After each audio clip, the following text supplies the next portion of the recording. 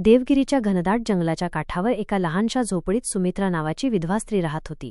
सुमित्राचे वय साधारण 25 वर्षे होते आणि तिच्या पतीचा एका भयानक आजारामुळे 1 वर्षापूर्वीच मृत्यू झाला होता. पतीच्या निधनानंतर तिच्याकडे कोणताही आधार उरला नव्हता, त्यामुळे ती स्वतःला अत्यंत असहाय्य समजत होती. आपल्या उदरनिर्वाहासाठी ती जंगलातून लाकडे गोळा करायची आणि गावात जाऊन काही शिवणकाम किंवा विणकाम करून थोडेफार पैसे कमवायची. सुमित्रा अत्यंत सुंदर होती, पण तिच्या डोळ्यांत पतीच्या विरहाचे आणि एकटेपणाचे एक खोल दुःख नेहमीच दडलेले असायचे. तिच्या जीवनात आता कोणताही उत्साह उरला नव्हता. गावातील लोक तिच्या सौंदर्याकडे पाहून तिच्या एकटेपणाची चेष्टा करायचे, पण सुमित्राने कधीही त्यांच्याकडे लक्ष दिले नाही. तिच्यासाठी आता जीवन म्हणजे फक्त रोजच्या गरजा पूर्ण करणे आणि दिवस ढकलणे एवढेच उरले होते. ती आपले संपूर्ण आयुष्य शांतपणे आणि जगापासून अलिप्त राहून व्यतीत करत होती. 2. माकडाचे आगमन आणि मैत्री. एके दिवशी सुमित्रा जंगलात नेहमीप्रमाणे लाकडे गोळा करत असताना अचानक झाडावरून एक मोठे माकड तिच्यासमोर आले. सुरुवातीला सुमित्रा दचकली आणि घाबरली, पण त्या माकडाने तिच्यावर हल्ला केला नाही. ते माकड शांतपणे तिच्याकडे पाहत राहिले, जणू त्याला तिचे दुःख समजत होते. जेव्हा सुमित्रा लाकडांचे ओझे बांधू लागली तेव्हा त्या माकडाने चक्क पुढे येऊन तिला मदत केली. हे पाहून सुमित्रा थक्क झाली आणि तिने प्रेमाने माकडाच्या डोक्यावर हात फिरवला. त्या दिवसापासून ते माकड रोज सुमित्राला भेटायला येऊ लागले. तो तिच्यासाठी रानातील गोड फळे आणत असे आणि तिच्या कामात मदत करत असे. सुमित्राच्या एकाकी आयुष्यात आता एक नवा रंग भरला गेला होता. ती तासनतास त्या माकडाशी बोलायची आणि ते माकडही तिला हसवायचे प्रयत्न करायचे. सुमित्रा आता त्याला आपल्या कुटुंबाचा एक भाग मानू लागली होती. तिच्या ओठांवर हरवलेले हास्य आता परतले होते आणि तिला आता जंगलात एकटीची भीती वाटेनाशी झाली होती. 3. एक विलक्षण रात्र आणि आजारपण. वेळ पुढे जात असताना सुमित्रा आणि माकड यांचे नाते अधिक दृढ झाले. एके दिवशी सुमित्राला प्रचंड ताप आला आणि ती आपल्या झोपडीत अंथरुणावर पडून होती. तिला पाणी प्यायचीही ताकद नव्हती. अशा स्थितीत त्या माकडाने तिची आईसारखी काळजी घेतली आणि रात्रभर तिच्या उशाशी बसून राहिला. माकडाने जंगलातून काही औषधी फळे आणली आणि सुमित्राला खाऊ घातली. सुमित्राला त्या माकडाच्या स्पर्शात एक गूढ आत्मीयता जाणवू लागली.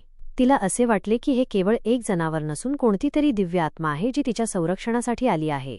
माकडाच्या डोळ्यांत तिला मानवी संवेदना आणि प्रेम दिसत होते. एका मुसळधार पावसाच्या रात्री जेव्हा सर्वत्र अंधार होता, सुमित्राने त्या माकडाला आपल्या मांडीवर घेऊन प्रेमाने हात फिरवला. त्या रात्री तिला प्रथमच आपल्या एकटेपणाची जाणीव झाली नाही. त्या स्पर्शाने तिला एक विलक्षण शांती दिली, जणू तिच्या पतीचे प्रेमच कोणत्या तरी रूपाने तिला पुन्हा मिळत होते. 4. गर्भधारणा आणि गावकऱ्यांचा संशय. काही काळानंतर सुमित्राच्या शरीरात विचित्र बदल होऊ लागले. तिला मळमळ होऊ लागली आणि प्रचंड अशक्तपणा जाणवू लागला. जेव्हा तिने गावातील दाईला बोलावून तपासणी केली तेव्हा दाईने सांगितले की सुमित्रा गर्भवती आहे. हे ऐकून सुमित्राच्या पायाखालची जमीन सरकली, कारण तिने कोणत्याही पुरुषाशी संबंध ठेवला नव्हता.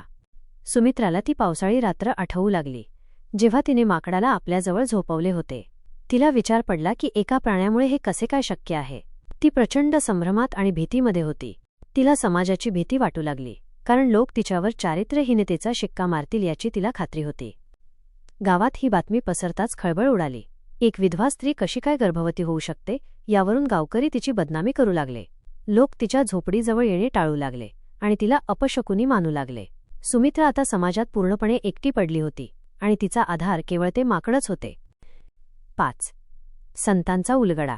गावातील वाढता विरोध पाहून सुमित्रा अत्यंत तणावात असताना गावात एक महान सिद्ध संत आले. गावकऱ्यांनी सुमित्राची तक्रार त्यांच्याकडे केली. संतांनी सुमित्राला बोलावले आणि तिच्याकडे एकाग्रतेने पाहिले. त्यांनी सांगितले की तिच्या गर्भात असलेले बालक कोणतेही सामान्य मूल नसून एक दिव्य शक्ती आहे. संतांनी गूढ रहस्याचा उलगडा केला की ते माकड प्रत्यक्षात ऋषी अत्रींचे पुत्र होते. एका प्राचीन शापामुळे त्यांना माकडाच्या रूपात पशुजीवन जगावे लागत होते. सुमित्राचे निष्पाप आणि निस्वार्थ प्रेम पाहून त्यांचा शाप संपुष्टात आला होता. हे बाळ म्हणजे त्या दिव्य आत्म्याचे फळ होते. संतांनी सुमित्राला सावध केले की या दिव्य बाळाचा जन्म होणे सोपे नसेल. अंधकारी शक्ती या बाळाला नष्ट करण्याचा प्रयत्न करतील, कारण हे बाळ सृष्टीचा समतोल राखण्यासाठी जन्माला येणार आहे. सुमित्राला आता एका आईसोबतच एका रक्षकाची भूमिकाही पार पाडायची होती. 6. अंधकासुराशी युद्ध. जसा जसा प्रसूतीचा काळ जवळ आला तसे जंगलात भयानक आवाज ऐकू येऊ लागले. एके रात्री अंधकासूर नावाचा राक्षस सुमित्राच्या झोपडीसमोर प्रकट झाला. त्याने गर्जना केली की तो या दिव्य बाळाला जन्म घेऊ देणार नाही, कारण हे बाळ त्याच्या सत्तेचा नाश करेल. सुमित्रा भीतीने थरथर कापायला लागली. राक्षसाने सुमित्रावर हल्ला करण्यासाठी त्रिशूल उगारला, पण त्याच क्षणी ते माकड तिथं धावून आले. यावेळी माकडाचे रूप अत्यंत रौद्र होते आणि त्याच्या डोळ्यांतून अग्नीच्या ज्वाला निघत होत्या. माकडाने एका झेपेत राक्षसाचा वार रोखला आणि दोघांमध्ये घनघोर युद्ध सुरू झाले. आकाशात विजा चमकत होत्या आणि माकडाने आपल्या दिव्य शक्तीने अंधकासुराला जेरीस आणले. शेवटी माकडाने राक्षसाच्या छातीवर जोरदार प्रहार केला आणि अंधकासूर जळून भस्म झाला. सुमित्राने हे सर्व आश्चर्यचकित होऊन पाहिले. तिला आता खात्री पटली होती की तिचे बाळ साक्षात ईश्वराच्या आशीर्वादाने सुरक्षित आहे. 7. दिव्य बालकाचा जन्म. युद्धाच्या समाप्तीनंतर त्या माकडाच्या शरीरातून एक तेजस्वी प्रकाश बाहेर पडला आणि त्याचे रूपांतर एका देखण्या दिव्य तरुणात झाले. त्याने सुमित्राला सांगितले की तोच ऋषीपुत्र आहे आणि तिच्या निर्मळ प्रेमामुळे तो आता मुक्त झाला आहे. त्याने सुमित्राचे आभार मानले आणि तिला धीर दिला. त्याच क्षणी सुमित्राने एका तेजस्वी पुत्राला जन्म दिला. त्या बाळाच्या शरीरातून सोनेरी आभा बाहेर पडत होती आणि त्याच्या कपाळावर ॲमचे चिन्ह चमकत होते. सर्व वातावरण एका मंगलमय प्रकाशाने उजळून निघाले. सुमित्राने आपल्या बाळाला हृदयाशी धरले आणि तिचे सर्व दुःख एका क्षणात नाहीसे झाले. ऋषीपुत्राने त्या बालकाकडे पाहून सांगितले की हे बाळ भविष्यात धर्माची स्थापना करेल आणि असत्याचा नाश करेल. त्यानंतर त्यांनी सुमित्राला आशीर्वाद दिला आणि ते दिव्य प्रकाशात विलीन होऊन अदृश्य झाले. सुमित्राला आता समजले होते की तिच्या जीवनाचे सार्थक झाले आहे. 8. समारोप. सुमित्राने आपल्या पुत्राचे नाव शर्विल ठेवले. गावातील लोक जे आधी सुमित्राला दोष देत होते ते आता तिचे दिव्य रूप आणि त्या बाळाचे तेज पाहून नतमस्तक झाले. संपूर्ण गाव आता सुमित्राला एका आईप्रमाणे मान देऊ लागले. तिचे कलंकित जीवन आता एका पवित्र अध्यायात बदलले होते. शर्विल जसजसा मोठा होऊ लागला तसतसे त्याच्यातील दैवी गुण प्रकट होऊ लागले. सुमित्राने त्याचे पालनपोषण अत्यंत धैर्याने केले. तिला आता खात्री होती की जेव्हा जेव्हा जगावर किंवा तिच्या मुलावर संकट येईल तेव्हा ते रक्षक माकड कोणत्या ना कोणत्या रूपात नक्कीच परत येईल. अशा प्रकारे एका सामान्य विधवेची आणि एका शापित ऋषीपुत्राची ही कथा प्रेम, भक्ती आणि विधात्याच्या चमत्काराचे प्रतीक ठरली. सुमित्राचे आयुष्य आता एकट्या विधवेचे न राहता एका महान पुत्राच्या आईचे झाले होते, जे आजही लोकांना प्रेरणा देते.